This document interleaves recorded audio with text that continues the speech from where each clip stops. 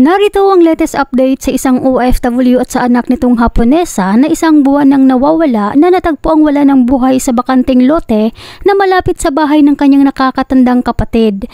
Napag-alaman na ng mga kapulisan na ang iba umanong sangkot sa karumal-dumal na pagpatay sa mag-ina, bukod kay Ligaya, ay dati umanong mga tauhan ng kapatid ni Lori. At ang nawawalang dolyares ng mag-ina ay nakita na rin ng mga kapulisan. Pero bago tayo magpatuloy, huwag kalimutan i-like, share, subscribe at pahit na rin ang kampana for more upcoming videos. Salamat!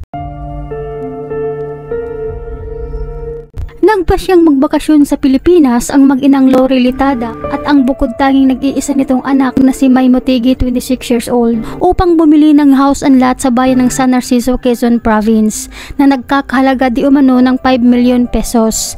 Nanunuluyan ang mag-ina sa bahay ng nakakatandang kapatid ni Lori na si Ligaya. Ayon sa pahayag ng Provincial Police ng Quezon Province, Lieutenant Colonel Lindon Monte, nilinaw nito sa publiko na hindi umano 5 million ang dala ng mag-inang Lori at May. Ayon dito, ang halaga umano na dala ng mag-ina ay 10,000 USD dollar.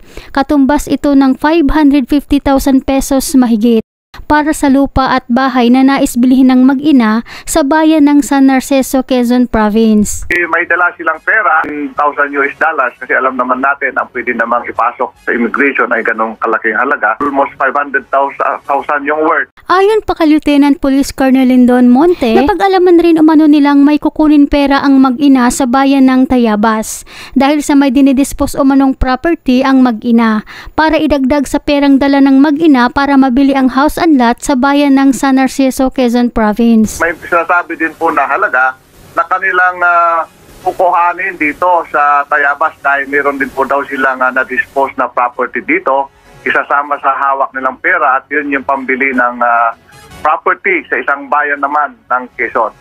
Matatandaan na sinabi ng pamangkin nila Lori at Ligaya sa Rafi Tulfo in Action na si Ligaya ang pinagkakatiwalaan ng lahat ng transaksyon ni Lori dito sa Pilipinas. Ngunit ayon daw sa salaysay ng isang witness, narinig umano nito na nag-aaway ang dalawang magkapatid dahil sa meron daw itong hindi na pagkakasunduan. Sinasabi nga nung witness na base sa kanya naririnig, itong magkapatid ay hindi magkasundo gawa nung itong kapatid na narito sa Pilipinas ay puno na daw sa masamang trato sa kanya. Ayon sa ilang komento, pero umano ang dahilan kung bakit nag-aaway at hindi nagkakasundo ang magkapatid dahil nagamit daw ni Ligaya ang pera na pangdagdag sa perang dala ng mag-ina. Kaya siguro mas lalong lumalim ang alitan ng dalawa. Bukod kasi sa nainggit si Ligaya kay Lori, may kasalanan rin pala ito. Kung totoo man na ginamit ni Ligaya ang pera ng kapatid na siyang inaasahan para mabili ang house and lot sa San Narciso Province na ayon kay Police Colonel Lindon Monte, isa umano ito sa tinitingnan nilang posibleng anggulo kung bakit pinatay ang mag-ina. Opo, yan po yung una po yung sinasabi namin na personal na away ng pamilya at pangalawa yung alam nila po na may paparating ito na may dalang pera. Kaya masasabi namin na dalawa yung dahilan kung bakit nangyari itong krimen na ito. Matatangdaang napabalita na nawala rin sa bagahe ang perang dala ng mag-ina. Nilinaw ngayon ni Police Colonel Lindon Monte na ang naturang pera umano na nawawala ay nakita na ito, binalot ng bag at itinago sa sulok ng kwarto sa bahay ni Ligaya. Ang nakita po ay 136 na lapad. 136 ang position po ay 1.36 million yen at saka 30,000 na pesos cash.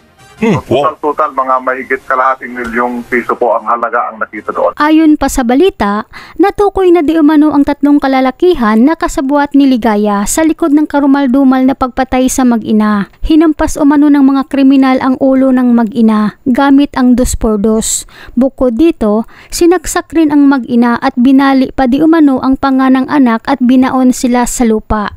Ang isa po doon ay kaanak din at ang dalawa naman ay mga dating tauhan ng isang kaanak na yon. Okay. Pwede na ba nating pangalanan?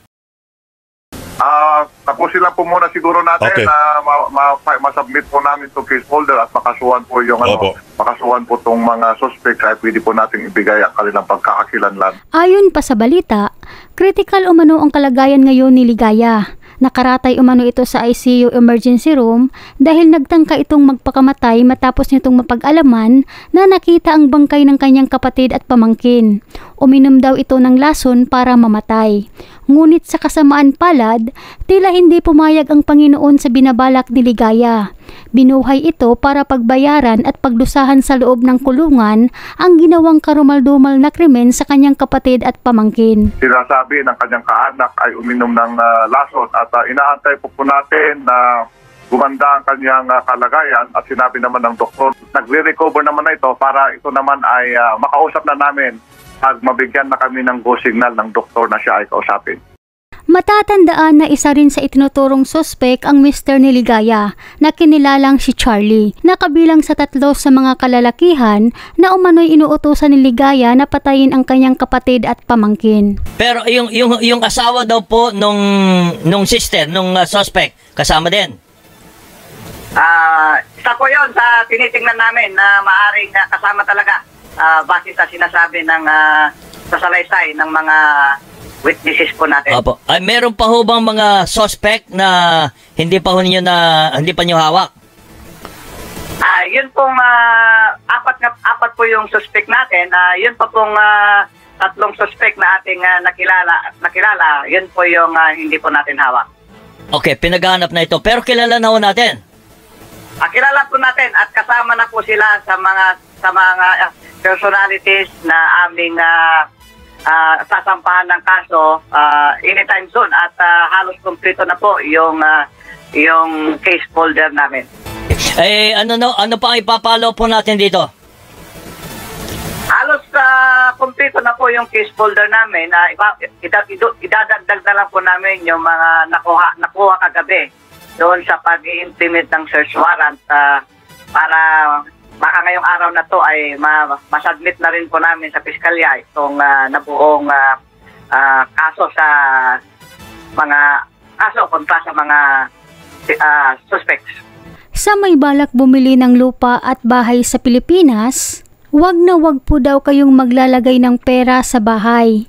Meron pong bangko. Kung may bibili na bahay o lupa, sa bangko po magbayaran at sa attorney. Dahil kakaiba po ang Pilipinas ngayon, kailangan doble ang pag-iingat. Ani pa sa ilang komento, dyan sa Pilipinas, wag na wag sabihin kung may dalang pera.